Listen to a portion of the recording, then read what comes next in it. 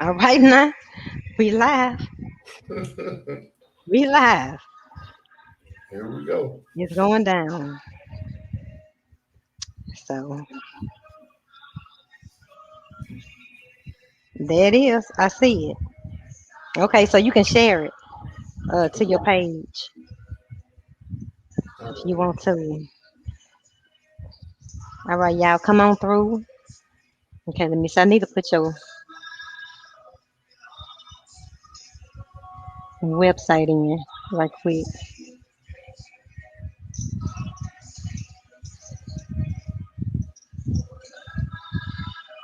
What's your website? Peer to peer whole wellness. .org.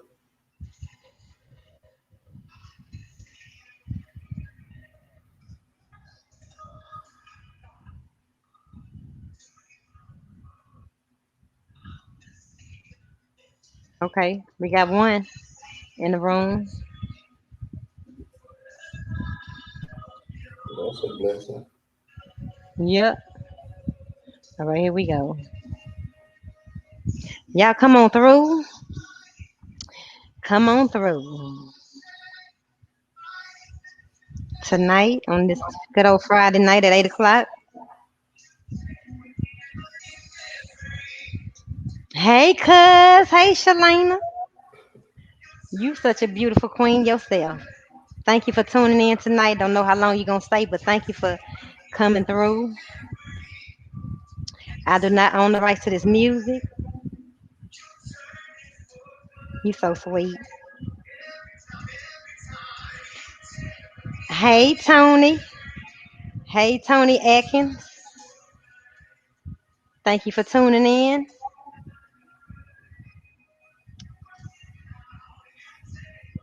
Hey, thank you, cuz. Now, where you now? Are you on my main Facebook page or are you on Facebook.com/that girl Shei Atkins? Are you talking to me? Oh no, I'm talking to my cousin. Oh, okay. I was like, no. That's so sweet. Thank you. We're gonna wait a couple of more minutes. Thank y'all for tuning in from wherever you are. Let me know where you are tuning in from. And I just want to say thank you. Your girl been gone for about a couple of months, but I'm here. The main one. Oh no, I was just trying to see because I might not be able to see some people comments because it's on three. It's on my YouTube live, on my other page live, and this one live. So I was trying to see where I could see most of the comments at. Come on, Temple, Texas. Temple, Texas in the house. Hey, if y'all know anybody that's battling addiction, substance abuse, please share this to your page. Like it and share it so we can get it in the algorithm so we can get it to more people because you know how there's no algorithm going on.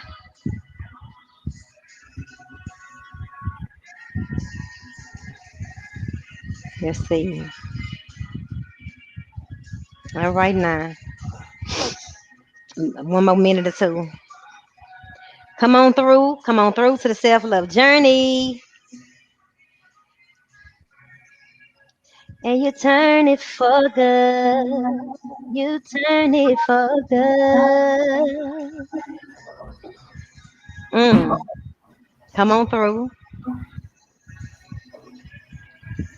Mm. Poem, poem. Lord, which one? Help me. Help me bring it to my memory. Bring it to my memory. Poem. Yeah, bring it to my memory.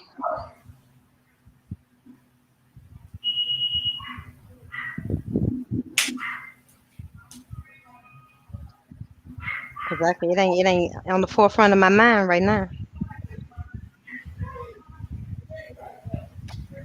You tagged it for my brother. I don't think I saw it. I don't send it to me, message it to me, or tag it again, or message it to me, cause I don't remember seeing the poem. Mm-mm. Yeah, send it to me so you making sure I see it and I can share it. Okay, we're gonna get started. Make sure y'all share and like. Okay, yeah, send it to me. How y'all doing?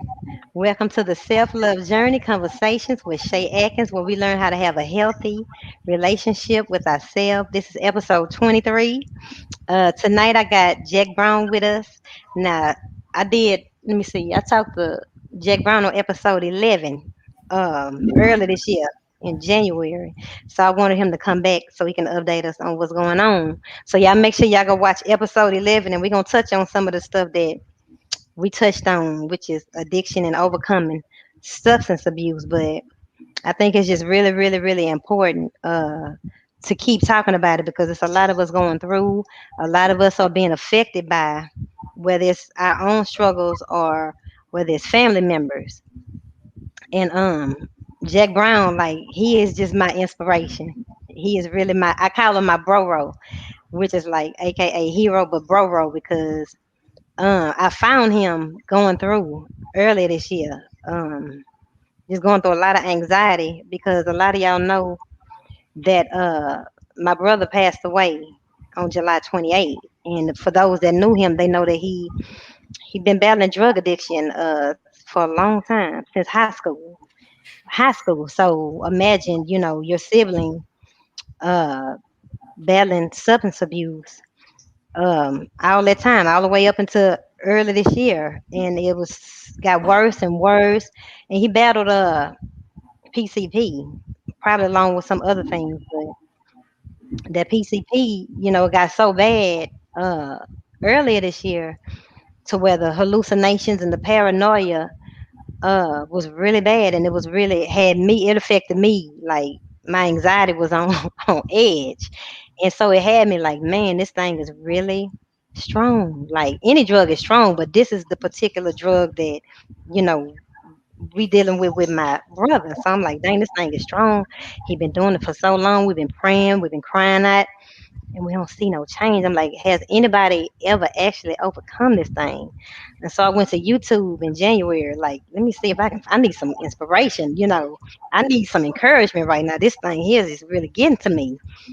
And so I YouTube, PCP, somebody overcoming. And I ran across an interview of Jack Brown was sharing his journey of how he overcame. And it was kind of like the same thing over 20 years, just like my brother. So he was like my brother, he was the testimony to what God could do for my brother because he did it for him.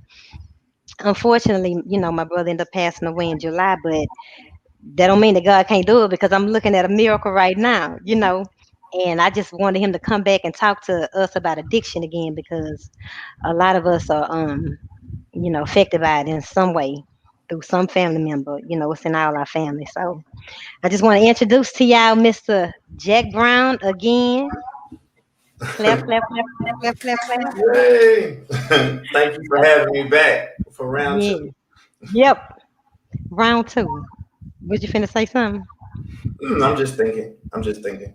Go ahead. First question. I know Okay. you got one. Well, yeah, I just want you to kind of talk to the people about addiction, like just what you learned about addiction on this journey.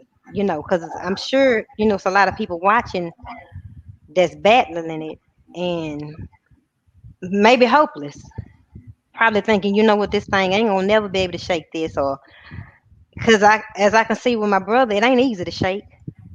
Hearing your journey, it ain't easy to shake. So, what can you get of people? You know what I'm saying concerning addiction, and what have you learned about So the first thing I'll say is like the key to addiction is education, and education just doesn't start with like the recovering addict. It also starts with the family. Like, so the family needs to be educated to what the actual person is going through, right? Or some of the symptoms and the signs. They need to know what relapse behavior looks like, or they need to know what triggers look like, and be able to have that open conversation with their loved one to where that person will share like their triggers, like if you're short or if you're like having racing thoughts or something. It's hard to it was hard for me to reach out to help because of judgment and stigma, right? And then Mm-hmm. the lack of knowledge of what I'm going through or what I'm fighting doesn't make it any better. Case in point, so my wife is a normie, is what they call her. Like she's never had a drug problem or anything. She very seldom has a drink. And so being introduced to the recovery world through me was new. And so I had to take a lot of time to introduce her to the verbiage and what sponsorship is and what 12-step fellowships are and things of that nature and making meetings because a lot of people have the misconception that like you can go to treatment for 28 days and when you come home everything is going to be fine. But recovery is just like a diet. You ever see anybody do a diet, they lose the weight, but they gain the weight back? Because Mm-hmm. they don't continue the maintenance of that said diet to keep the weight off. Well, recovery Mm-hmm. is the same thing. There's a maintenance that comes along with your recovery, right? And for me, I participate in the 12-step fellowship, right? And so my wife knows about sponsorship. And she knows my sponsor personally. She knows about the 12 steps, and she'll and caught me off guard, like, what step you on? And when did you meet with your sponsor? And when's the last time Mm-hmm. you've been to a meeting? And have you had any cravings? And in the beginning, I used to get offended by that, right? Um, Mm-hmm. but the truth of the matter is, I need that accountability, especially when it comes from home. It looks, and it feels good when someone you love is actually engaged in your recovery. You know, Mm-hmm. as far as I can remember, I've always craved a connection. I always wanted friends, and so all the cool kids got high and they drank, and so I thought that was gonna put me in the cool kid club, and not knowing, like 20 years later, I was gonna end up being homeless, and there's no greater horrible feeling than wanting to quit getting high and can't. Mm. You don't know how. You can't. Like even when you don't want to get high, you get up and go get high. Mm. Those are some of the demons that you fight or that you go through. Wanting to get clean. That's just Mm. wanting to get clean. That's not getting clean and staying clean. That's just wanting to get clean. I like a dummy. I would tell some of my get high friends or colleagues or associates, whatever title we choose to give them, and that, hey man, I'm through. I'm not gonna get high anymore, and I just want to change my life. And they show up with what we call free dope, like it don't cost you a dime. And from that little one incident, it be a month and a half, 2 months free later before I even almost think I want to change again or get into recovery. So there's steps before the steps of recovery. Is Mm. what I'll say. It's steps before the steps. It's steps before the steps. Having that support, it makes a difference. It really does. Mm. Um, And you when I mentioned went, sponsor. huh? You mentioned somebody sponsor.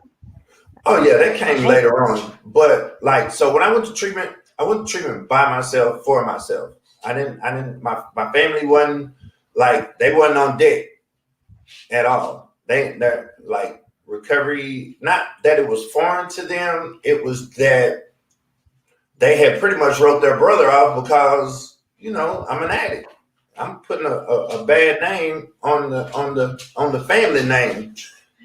You know what I mean? so when you say they wrote you out, what you mean? You had burned so many bridges, they ain't want to fool with you no more. Pretty much. Okay. Pretty much. Like I have a little sister right now that we live right here in Dallas together and we barely even talk, right? Because you burnt the bridge. Because I burnt that bridge. I ran off with the car one night, Yeah. then Wow. come back.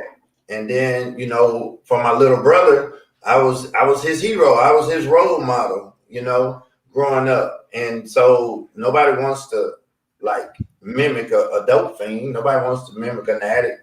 You know what I'm Mm. saying? And so I, Mm. I haven't spoken to him physically in about 8 years now. Mm.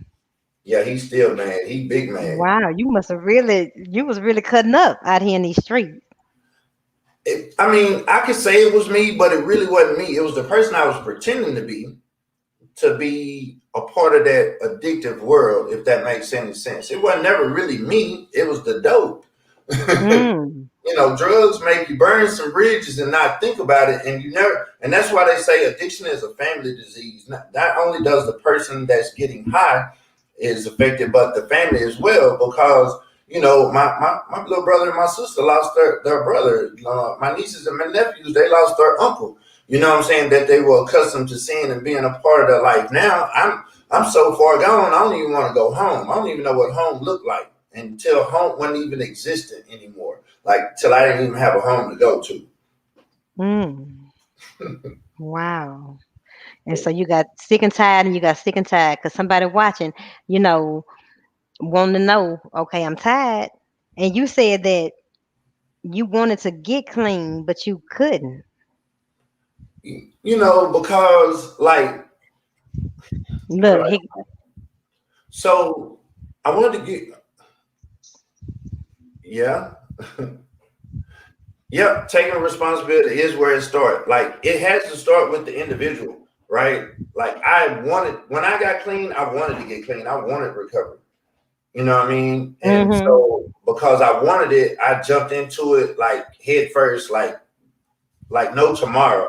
Like I read everything I could read. I implemented everything that someone suggested, like because I no longer knew how to live a regular life, right? I had mm, been living so savagely on the streets where, mm-hmm, humanity was like over here. Being humane was like long gone. So I had to like be retaught how to be humane, like be caring, mm, be of service, mm. taking ownership, being responsible. Like when Because you I can be first got, selfish. huh? Addicts can be real selfish. Oh yeah, because I don't feel like I'm hurting no one but me. Right? I'm not understanding that Mm-hmm. I'm hurting my fun.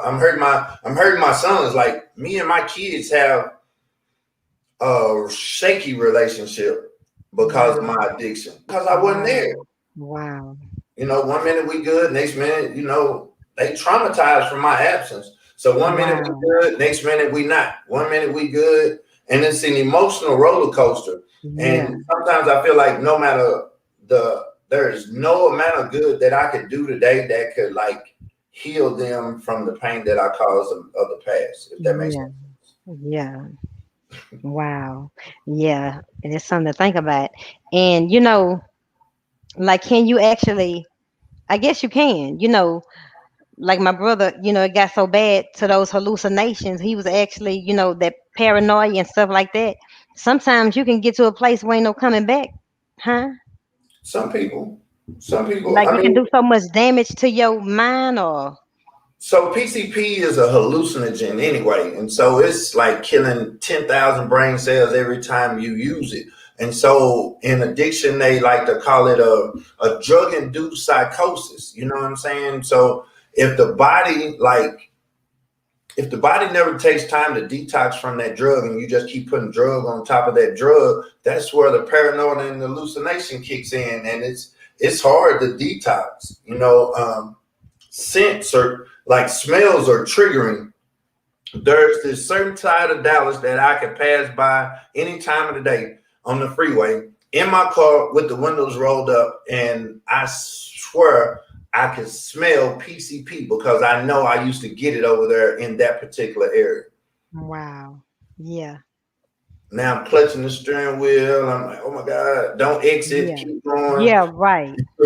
That was early in recovery because I wasn't like used to any of that. Now, like, and the going back to the sponsorship thing, and I'm sorry if I'm rambling.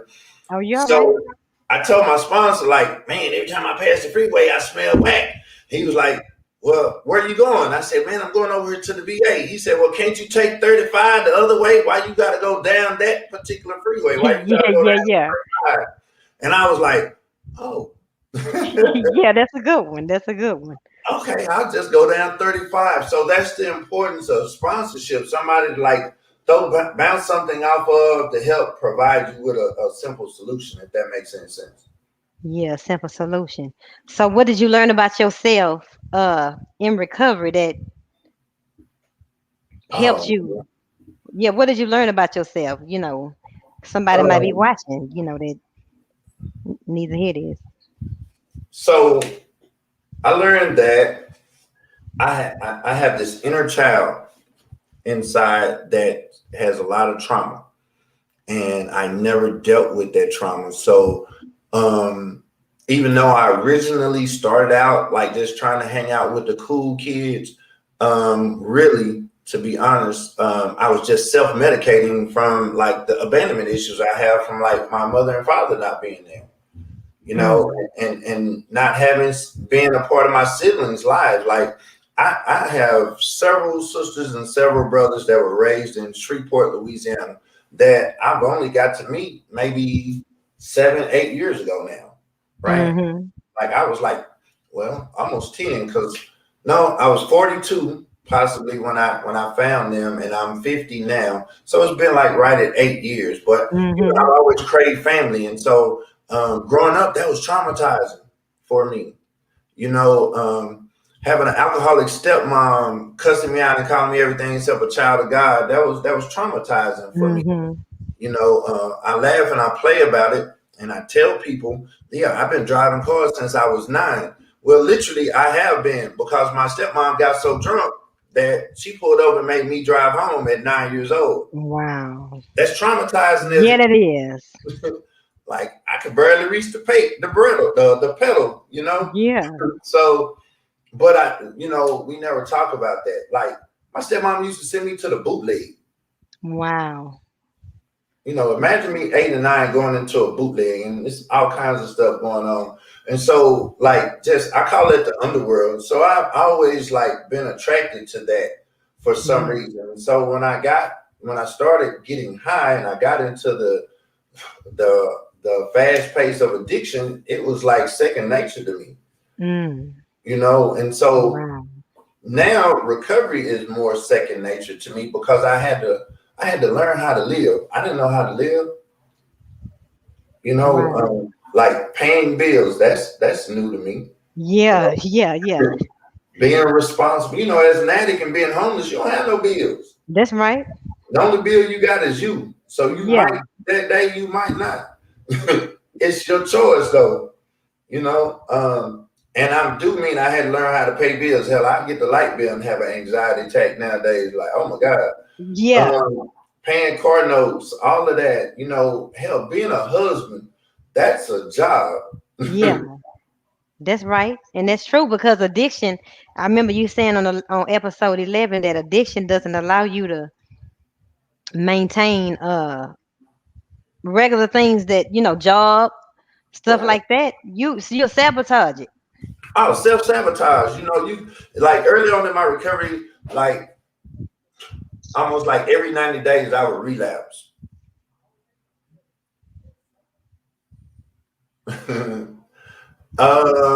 No.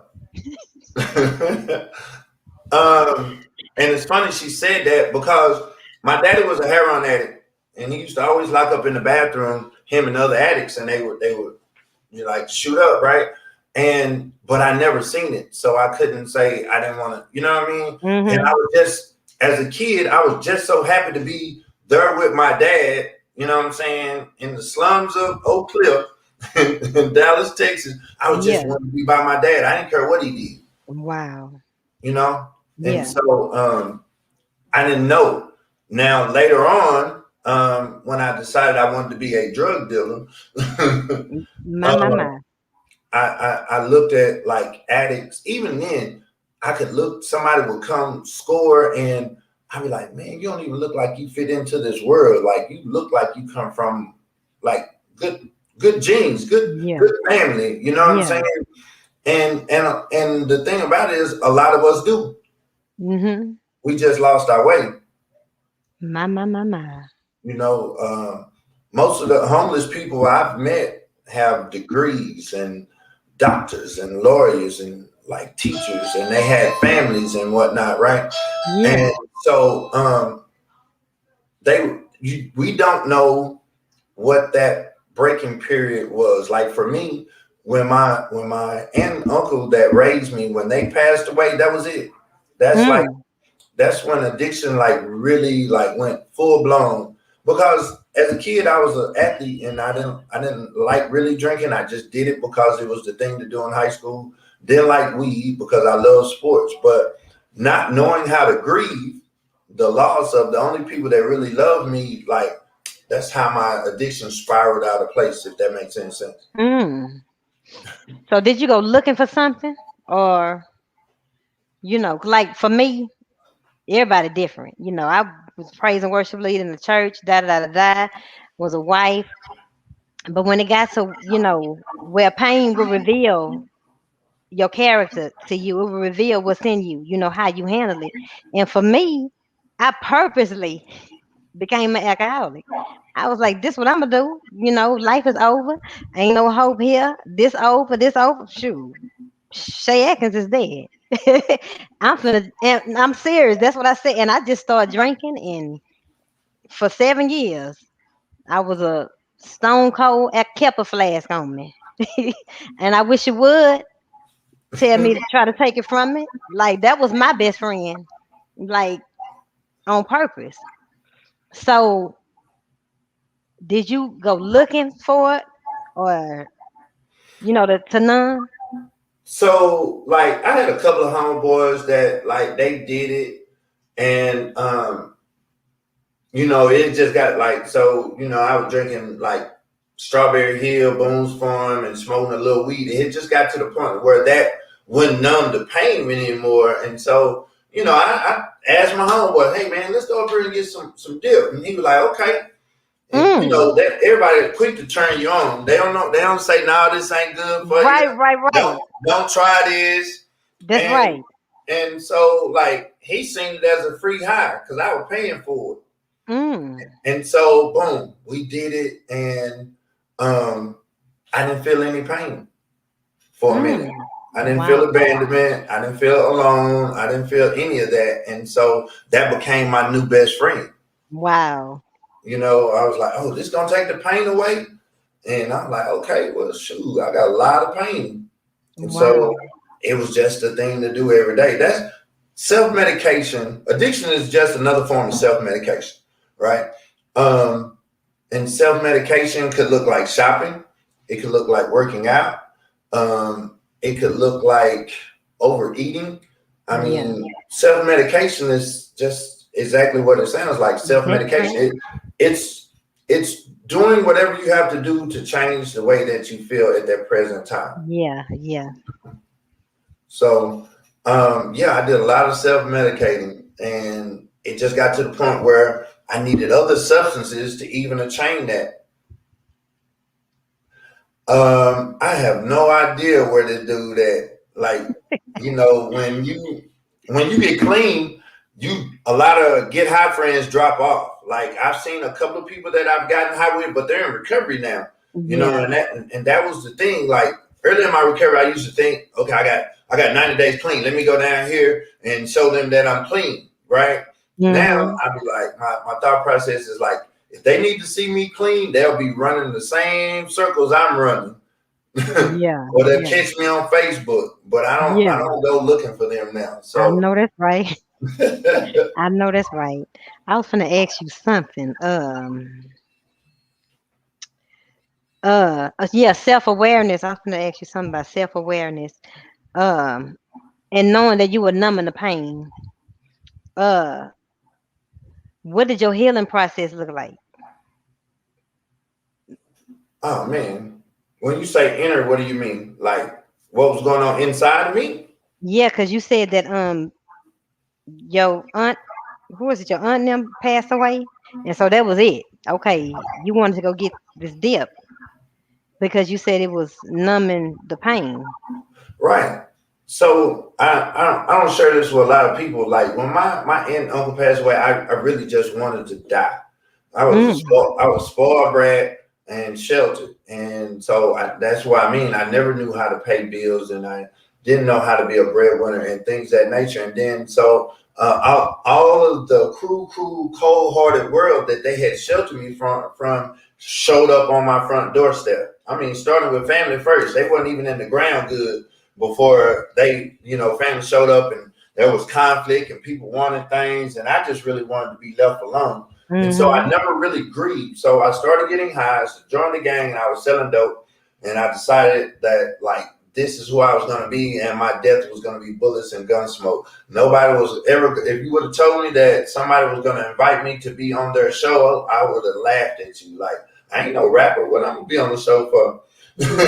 Yeah, yeah.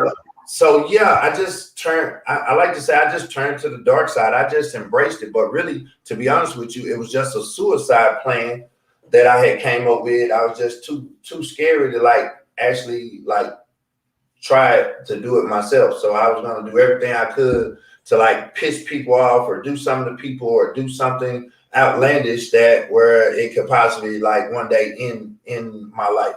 Mm. You didn't want to be here no more. Mm-mm.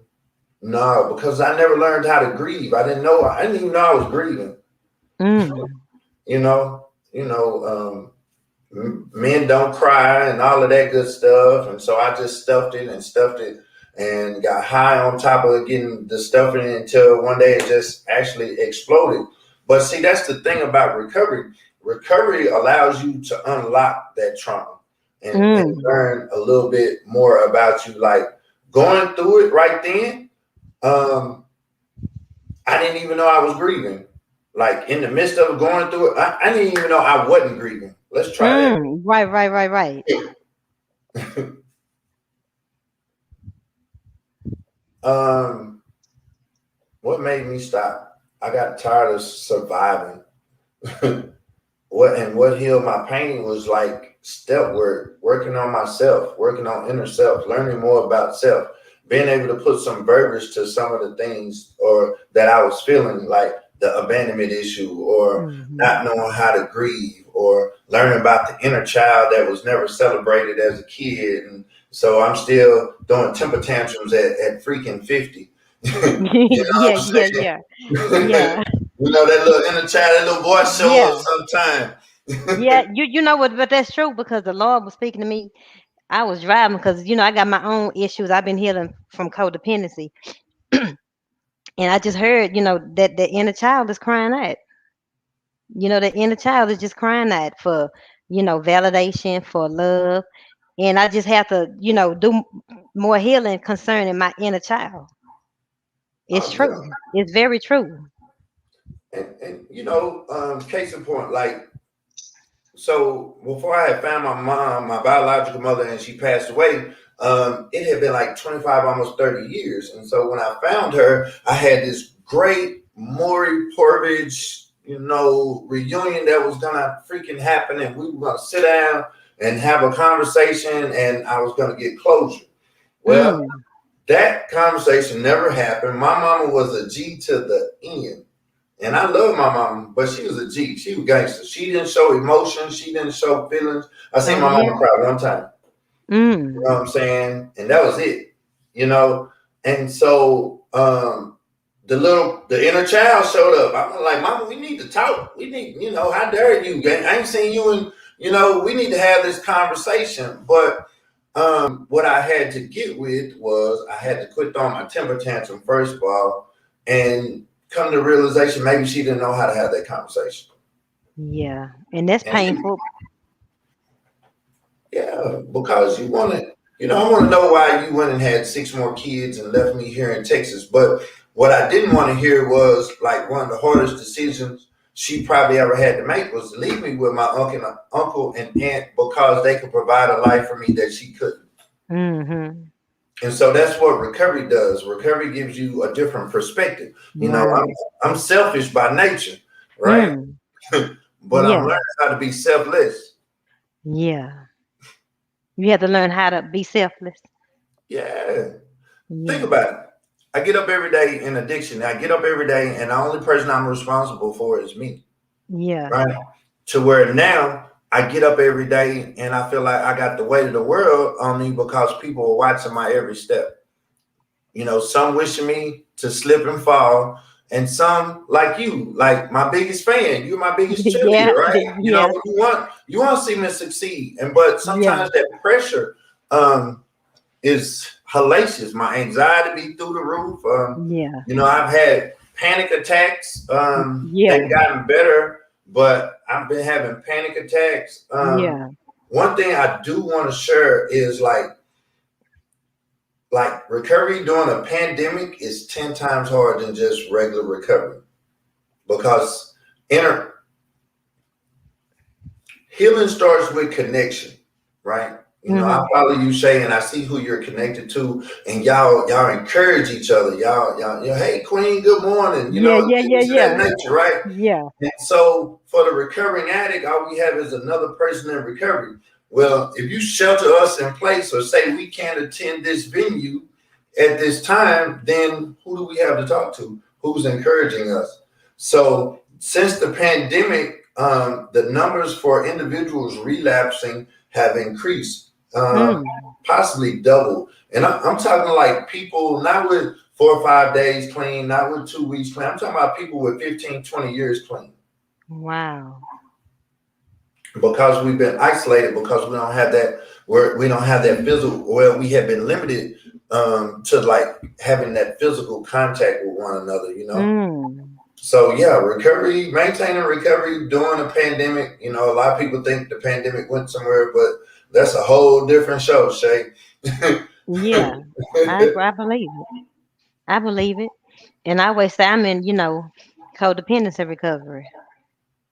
Anything that you was addicted to or battling, you're gonna have to learn how to continue to do, what you need to do to heal and maintain, you know, your healing. And we'll never be perfect. We'll always be working on something, but No, I seen a person share a meme one day and it just said under construction. And so that's my life.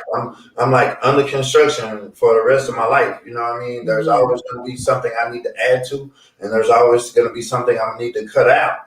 You know, like I no longer crave having 50, 60 friends. If I got two, I'm good. Like yeah, I literally have like two friends, two people I call friends right now.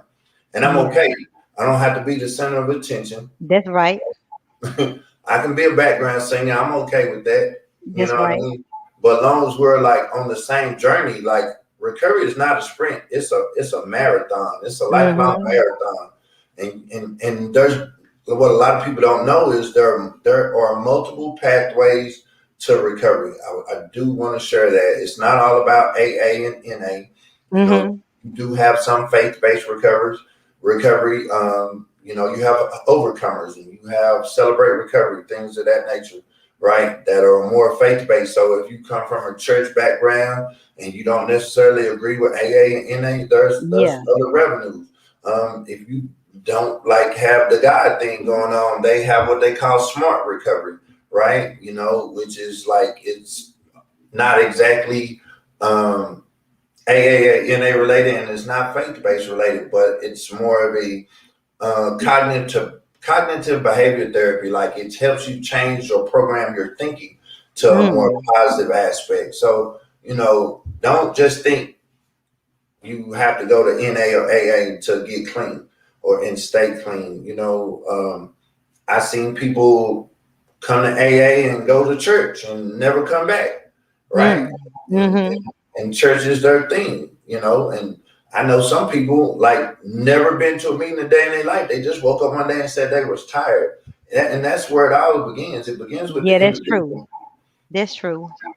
Cause I never went to, I put myself in the training. I put myself on the YouTube videos. I put myself in the work, the healing work, the prayers, the affirmations, like I did it myself, but that's what worked for me. But I might need, to talk to somebody in another area of my life. But when it comes to that, I was blessed to be able to have the strength to discipline myself. So and that goes back to like what we were saying earlier, like you know, early on the show, like the education piece. You educated yourself to what codependency was, the Yeah. language and everything, and Mhm. now look, you're like encouraging people and you're Yeah. healing people. You're providing Yeah. them with the education they need about codependency. Yeah. That's right. So, and that's pretty much how this goes. You know, we learn. I learned things about me, and I just share things about me in hopes that it'll help someone else. Yep, and that's what I love about you. Your genuineness.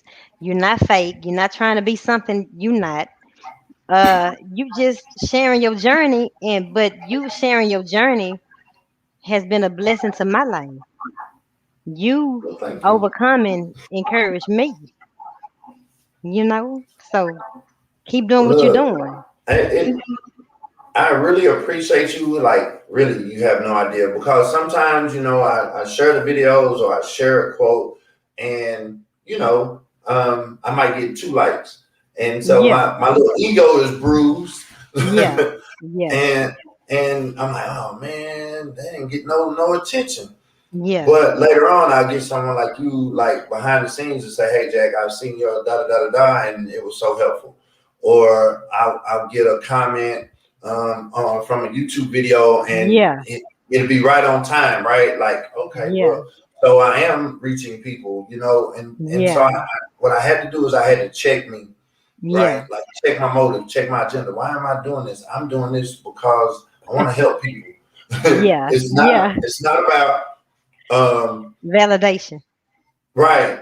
Like, look at Yeah, me. Look at me. yeah, right, right, right, right. Look, That's so true.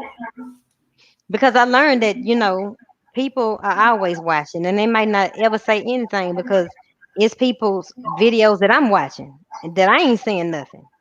But they changed my life. And so you just got to know that just like when you did that interview, you didn't know that I guess a year later that somebody was going to need to hear your testimony for encouragement and change my look, whole life. I was shocked. I was like, what? I did that You was, video a year ago. yeah, but I needed that at that time. I needed to see that it's possible. People need to see that it's possible, and you are that example. That don't mean that you might not have a temptation or whatever, but you pushing and you striving, putting one foot in front of the other, and people need to see that.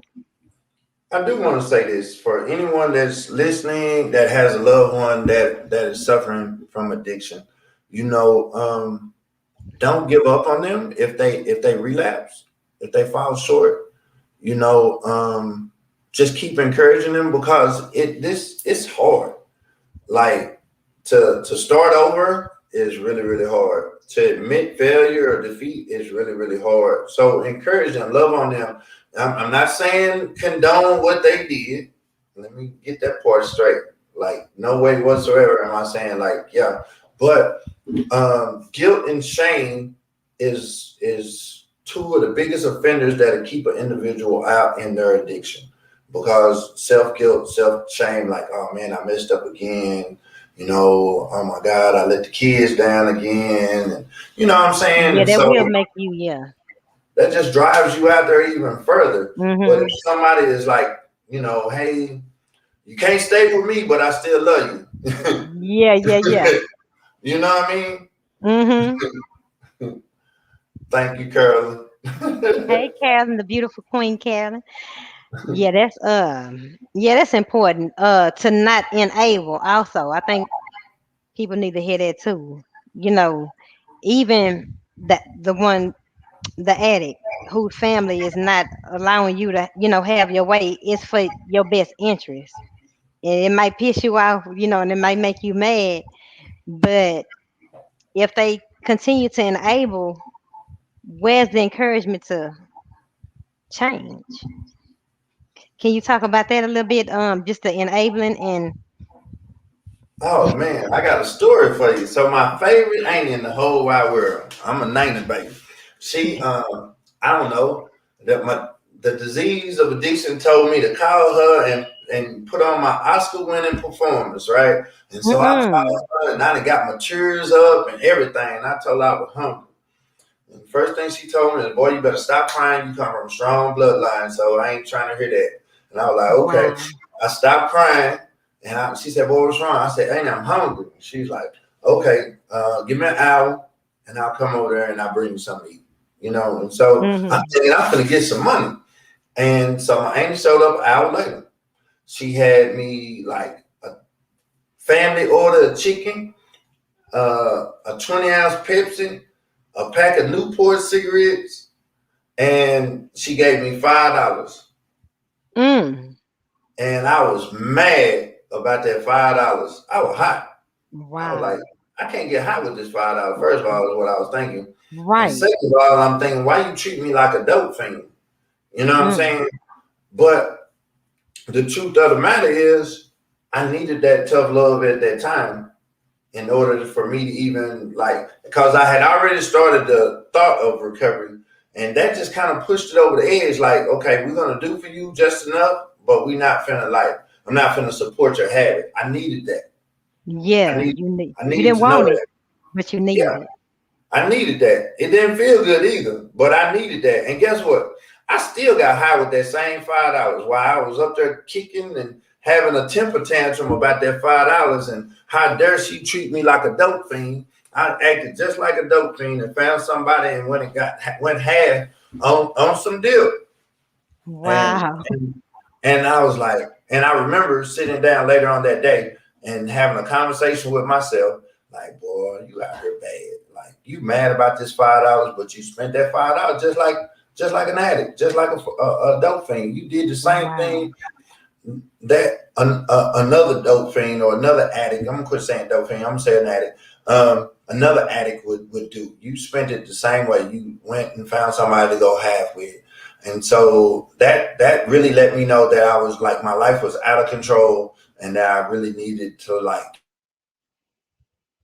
not knowing what self really was, but I knew I was better than addiction. I knew that much. I might not have knew You, nothing else, but I knew I was better than a life of addiction. you knew you was better. Wow. That's something now. We talked about last time. Uh, you say healing soothes the soul or something like that. Because I was saying that once I started doing the healing work, healing my soul, healing my wounds, healing the pain, starting learning my value, um, the desire to drown my sorrows, it just kind of naturally went away on its own. And I think people need to know. I mean, there's purpose in the pain. You know what I'm saying? Hmm.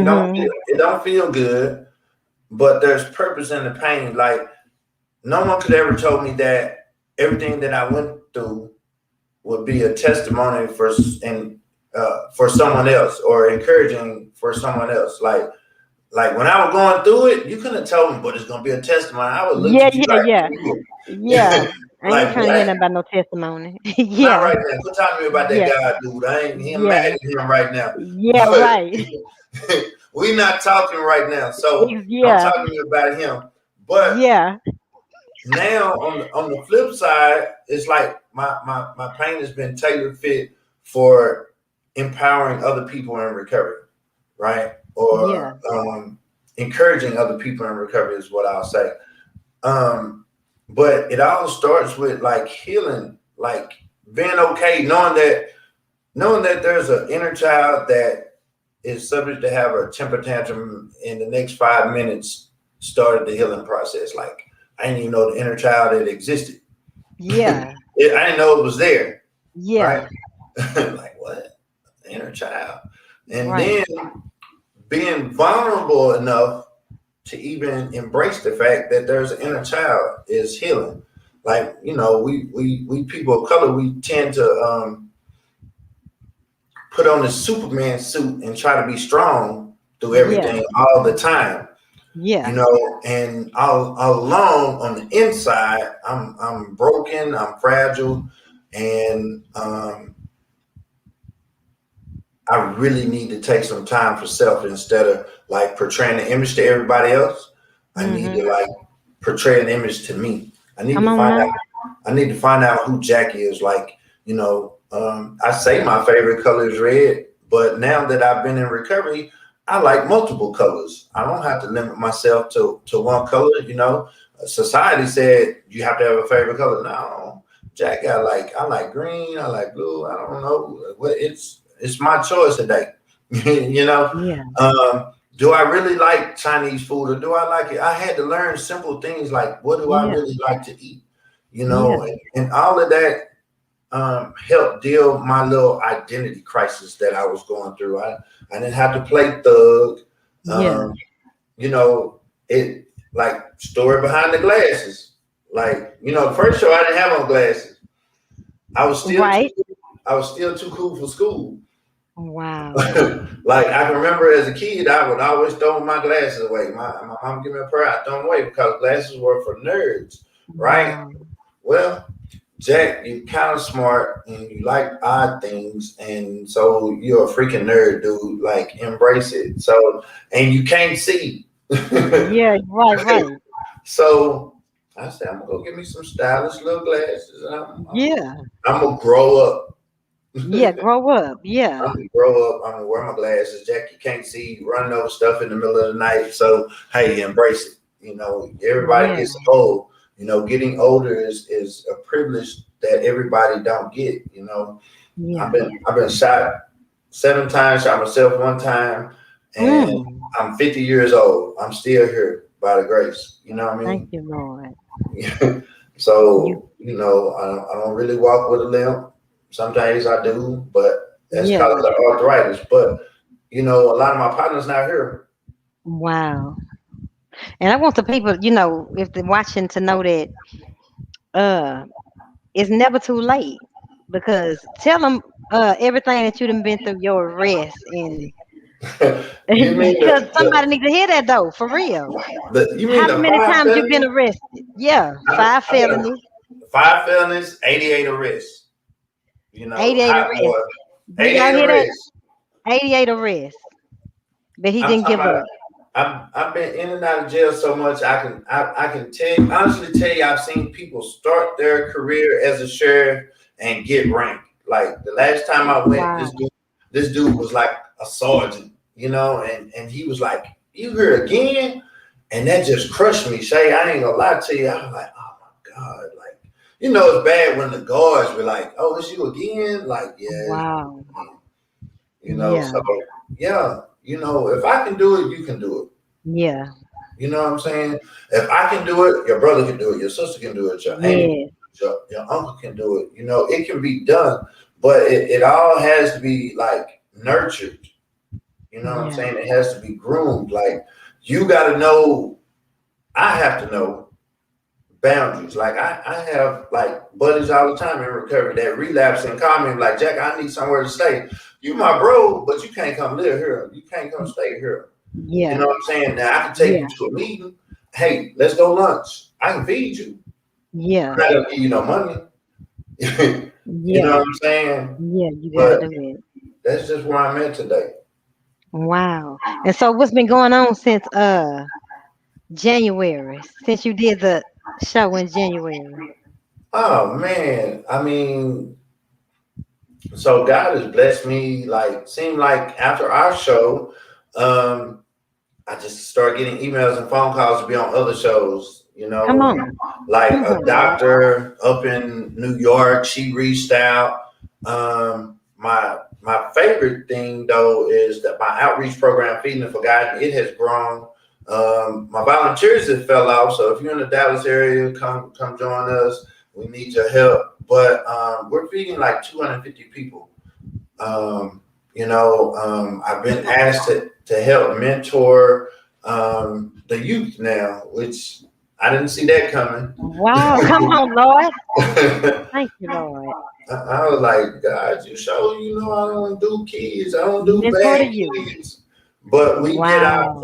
we did our first Labor Day event in the park in the hood where I kind of grew up, and it wasn't huge, but it was just Hmm. enough people, and seeing the smile on those kids' faces and the Wow. parents' faces, and even the adults that rode, it was something different for them. So God has just continued to bless me. For right now, we have some stable funding going on as far as like being able to continue what we do as far as outreach. So, I think I'm gonna go back to school. Okay, come on, huh? Come on, Lord. Yeah, That's it, Lord. I was like, okay, God, you sure? I was like, I got a What you whole want to bunch do? of. So either I'm going to finish my journey with a bachelor's in rehabilitation studies, or I'm going to go for a bachelor's in business administration. Come on, Lord. So, yeah. He 50 years old. It ain't too late. He 50. You still got dream. Keep on dreaming. Oh yeah, Yeah, man. You yeah. know that was the thing. Like I've always been a dreamer, but addiction like destroyed those dreams. But recovery bring them back. Come You on, know, Lord. I'm a high school dropout. Mm. I got my GED in jail, Mm. and I currently sit on two associate's degrees and several certifications. And I don't say that to brag. I just need you to know that it's never too late. Like I didn't go back to school till I was 40. It took me 5 years to get an associate's degree. Yeah, but you got it though. But I got it. It don't say it took 5 years on my degree. It Yeah. just say I got it. You know what I mean? And so yeah, and bachelor's is for me. It's just It's a something I want to blessing. do. I've always wanted to go. That's why I said I've always been a nerd. I've always liked school. I always liked learning, and so learning, about me is like ideal. That's Yeah. what that's what rehabilitation studies does for me. Like Come I on. think I think I'm going to go learn about people and why they think the way they think and do what they do, but I Mm-hmm. end up learning more about me, and Come it on. helps me in my recovery. Come on now. That's a blessing. And y'all, if y'all have any questions for him, go ahead and put them in the comments if you have any. Crystal asks most of them. But yeah, if you struggling or battling or have some questions for him, go ahead and put them in there. But yeah, that's just keep doing what you're doing because you really uh been a blessing to my life, and the world need to know. And y'all can donate to his nonprofit organization. They feeding the homeless out there in Dallas, and he looking for volunteers. So y'all hit him up. Let's see what Crystal say. She still here. You're so sweet. Y'all continue to be on this journey called life. Thank you. I thank you Thank for you, tuning Kristen. in, girl. You hung in to the end. You were so sweet. Got me feeling all good. Right. Thank you, Crystal. But yeah, we went to high school together, so it's a lot of people in the hood battling. The thing about it is we're programmed to think like we don't even know. A lot of people don't even know that they're in the midst of addiction right now. You Mm. know, they don't because like it's socially accepted. You Oh, know, the yeah. average drug dealer today, these youngsters, they own these designer drugs. They doing like five different drugs, and because it's socially accepted, it's wrapped about. They like, okay, then I'm gonna go do the same thing, but they don't know the end game. Like, no one could have told me that I would have been sleeping in an abandoned car, Mm. behind getting high. Nobody could have Wow. told me I would have been homeless. Mm. I thought going to jail all those times was just a part of the game. I Yeah. didn't think it was because my addiction had drove me to that.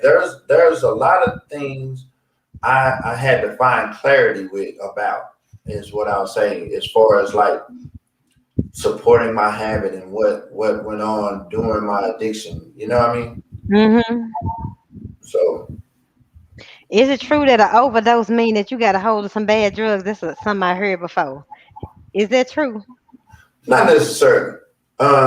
So the one person that's at the highest risk of an overdose is an individual that's fresh out of jail or fresh out of treatment. Why? Because they haven't had any drugs in their system for, you know, 28 days to 6 months or so, right?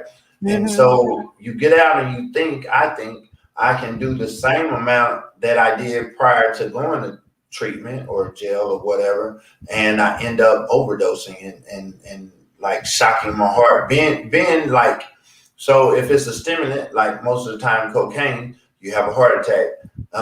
If it's a depressant, like I see heroin. half of your face. Can you scoot over a little bit? Okay, which way? This way? Okay, Okay, there good. you go. Okay. Yeah. So like heroin is a depressant, and Yeah. so like what happens with heroin is like you go to sleep and don't wake up. You slow your heart rate down, actually, Mm. and you don't wake That's the up. overdose. That's an overdose. Mm. So yeah, like bad drugs. I don't know. I can't say I ever. The only bad drug I got was the one that didn't get me high. My.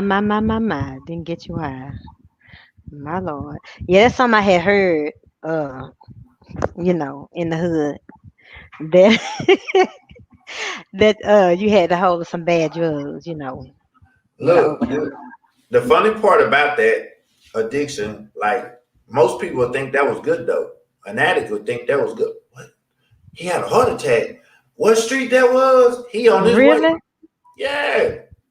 Like Wow. I'm telling you, I've been to some places I didn't never think I've never been on this side of town. They be like, go down this street, look for the porch with the green light, and I'm gonna follow them instructions because they see, Wow. you know what I'm saying? Hmm. So yeah, addiction will take you to some strange places. Wow. All to numb some pain, huh? All to numb the pain. Today I cry on the sad parts of the movie. I'm able to express. I had some things transpire. Like my oldest son is in jail, and Mm. and so I had to talk to his mother, and she said some real fly stuff, and it hurt my feelings. You know Hmm. what I'm saying? Yeah. And I had to talk to some folks and let them know that she hurt my feelings. See, Hmm. normally I wouldn't tell anybody. It's not masculine. It's not manly for a man to tell somebody that their feelings were hurt. So normally Hmm. I would stuff that, but the pain will become so discomforting, so great that now I want to go self-medicate. And I've relapsed behind my kids before, so I know what that looks like. Yeah. Wow. And that's real talk. Certain things that'll kind of take you to that place when it comes Oh to yeah, your children or a parent or a sibling. you I know, understand. NA teaches that a drug is any mind-altering, mood-changing chemical, right? Mm-hmm. I know I got this old timer that hangs out at the gas station, and you know what he does all day? Buy scratch offs. Mm. He addicted to the lottery. He just scratch. He go in the store, buy about $50 worth of tickets, scratch them in his car, and when he win, he take them back and get some more tickets. That's his Wow. addiction. And it's You that why rush. It's that rush of scratching and seeing what's gonna be on the other side of that dopamine rush. whatever is going on in his life at that time is no longer evident because he's scratching them tickets. You know what I'm Mm-hmm. saying? That's He didn't right. forgot about it. He didn't change the way that he felt. It's the same thing with alcohol. It's the same thing with drugs. You know what I'm saying? It Yeah. changes the way you feel. That's why I wanted to be numb all the time. Yeah. But it gets to a point where the feelings become so overwhelming that you got to deal with them. You know what Yeah. I You mean? got to deal with them and allow yourself to feel. It got to. God gave us Wow. feelings for a reason. He Yeah. didn't say they were gonna be comfortable. He didn't say they were all gonna be happy either. That's right. And you know what I hate? I hate anxiety. I hate it. I cannot stand. But that's just I'm learning how to manage it without putting nothing to it. And that's Think all I've been about feeling. so you know what anxiety is. You know what it feels like. Think about the person that doesn't know what anxiety is and going through it. Especially probably an addict. He probably think he having a heart attack because your Mhm. heart rate increase and your chest. If you're having Mhm. a panic attack like I do, I felt like Mhm. I couldn't breathe. You know what I mean? Mhm. I heard him call my doctor. I mean, I'm having panic attacks. Yeah. Wow. But I know what it is today. I'm able to identify that. You know what I'm saying? And that's my thing. If I've said nothing else, anything, no one. If I've not said anything that was worth listening to, please educate yourself to addiction. Educate yourself to mental health. You know what I mean? So because they are closely related. You know what I mean? Mhm. They're first cousins. A lot of people don't Yeah. know which came first, the mental health or the substances. You know what I mean? Nobody's Yeah. actually, I don't feel, let me say this, that no one's born an addict, but I do feel that drugs are used to cover up what they're going through. Yeah. It's a form of Change. Yeah. self-medication. Yeah. So That's my Yeah, opinion. I agree. I agree. And I thank you for coming on. Addiction affects all ages. That's right. Economic backgrounds and race. That's right. The Yes, ma'am. young and the old. The young and I've the seen. old. I've been out there on the streets and I seen somebody grandmama. I know she was somebody grandmama Wow. out there scoring too. And I'm like, man, why Yeah. you out here? She like, oh, I raised my kids. I was like, oh, Yeah. okay. So Yeah. yes, she's right. She's very correct. Wow. Well, I sure thank you. I really enjoyed this conversation. Nobody had no questions, I guess, No, besides Crystal. But you said some good things. Let me see if it's in over here. You said some